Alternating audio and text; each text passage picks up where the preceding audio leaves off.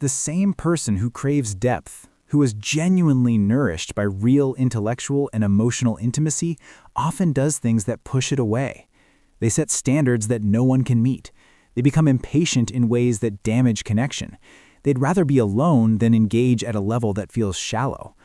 They want closeness, and they build structures, unconsciously, that keep it at arm's length. The want, someone who meets me fully. The fear, that no one can. And if I let someone try and they fail, then the loneliness is confirmed. So the mind, which is very good at protecting itself, chooses the cleaner pain, distance, control, independence.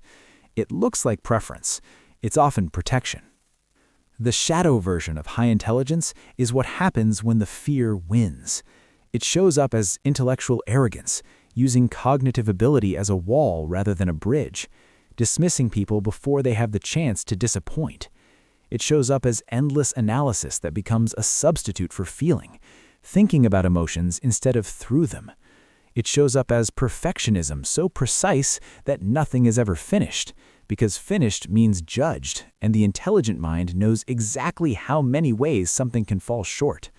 And it shows up, most painfully, as contempt, directed inward, the belief that being this way, this different, this much, is a flaw to be managed rather than a nature to be understood. The shadow isn't intelligence, it's intelligence in the service of fear. There's a concept developed by Polish psychologist Kazimierz Dabrowski called overexcitability. It's not a disorder, it's not a pathology, it's a descriptor. Dabrowski found that gifted individuals tend to experience the world with significantly more intensity across 5 dimensions: intellectual, emotional, imaginational, psychomotor, and sensory. Not differently, more intensely. The thought doesn't just occur, it branches and multiplies. The feeling doesn't just register, it reverberates. The imagination doesn't just picture, it builds entire alternate realities. Overexcitability is the experience of a nervous system that was built with a wider aperture. More comes in, more gets processed, more stays. It's not dysfunction, it's a different threshold of experience. And for most highly gifted people, no one ever gave them that word. No one said, what you're experiencing isn't too much, it's just more. There's neuroscience behind this. Research on highly intelligent brains shows not just faster processing, but more complex connectivity, more active communication between regions that, in most brains, operate somewhat independently. This is sometimes called neural complexity, and while it enables remarkable pattern recognition and creative synthesis, it also means the brain is running more parallel processes simultaneously. More threads open at once, more to manage. Studies also show that highly intelligent individuals have a higher baseline of psychological arousal. The mind, quite literally, doesn't rest as easily. It finds its own stimulation when none is provided. This isn't a side effect of intelligence. It may be one of its mechanisms. What does this look like in real life? In relationships, it often means a history of feeling like the one who cares more, thinks more, analyzes more, while others seem comfortable in a shallowness that feels to you like suffocating. In careers, it can mean a pattern of rapid mastery followed by restlessness. The moment something is understood, the interest begins to fade. Not laziness, the opposite. The mind needs genuine challenge to stay engaged. In decision-making, it often means paralysis, not from lack of ability, but from excess of it. Seeing too many options, too many consequences. The mind that's good at finding problems will find problems in every path. And in self-perception, it often means a complicated relationship with potential. The awareness of what you're capable of can become its own weight, because falling short of it feels like a particular kind of failure. Here's the honest part. High intelligence, as it's actually lived, not as it's mythologized, is a trade-off. You gain clarity, you lose the comfort of simple explanations. You gain depth, you lose the ease of casual belonging. You gain foresight, you lose the peace of not knowing what might go wrong. The gift and the burden are the same thing, operating simultaneously. And the mistake, the one that causes the most suffering, is believing you should be able to have the gift without the weight. The weight isn't a malfunction. It's part of the architecture. Here's a different way to hold this.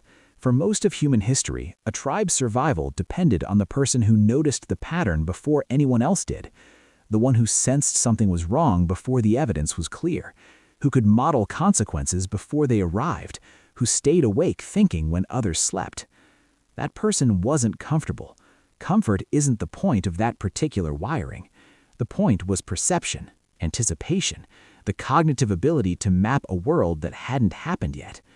What you experience as overthinking, that restless, exhausting, can't turn it off quality of your mind, is an ancient system doing exactly what it was built to do. You weren't made for ease. You were made for comprehension. That's not a flaw you're managing. That's a function you're living in. The mind that sees the most clearly often has the hardest time being seen. Intelligence without depth of self-knowledge is just a faster way to justify your wounds. Understanding everything except how to rest inside yourself. That's the particular work of a gifted life. People like you have always existed, in every era, in every culture, the ones who thought differently, processed deeper, and lived with an intensity that didn't quite match the world they were handed. Many of them were misread, mislabeled, told they were too much or not enough or simply strange. Most of them didn't have a language for what they were experiencing. You have one now, and what it says is this: you were never broken, you were never wrong, you were never too much. You were a particular kind of mind in a world calibrated for a different one, learning, slowly and imperfectly, how to be at home in yourself anyway. You're not difficult to love, you're depth, searching for something real enough to hold it. You're not arrogant, you're a mind that refuses to stay where it can't breathe. You're not broken by the loneliness, you were shaped by it, and underneath it is a clarity, a sensitivity, and an intelligence that the world genuinely needs. If this video found you, it wasn't an accident. You searched for this, or the algorithm sent it to you, because some part of you already recognized what it was about before you even pressed play. That recognition, that's what this channel is built for. We're not here to consume content and move on. We're building something, a space for people who think deeply, feel intensely, and have spent most of their lives wondering why the world always felt like it was moving at the wrong frequency. If that's you, subscribe, because there's a lot more where this came from, and I don't want you to miss it. And before you leave, drop a comment. Not just any comment. Tell me the one moment in your life where you felt most out of place because of how your mind works. The classroom, the dinner table, the relationship, the job. One moment, real and specific. Because the comments section on this video shouldn't just be reactions. It should be the room where people like us finally find each other. I'll read every single one.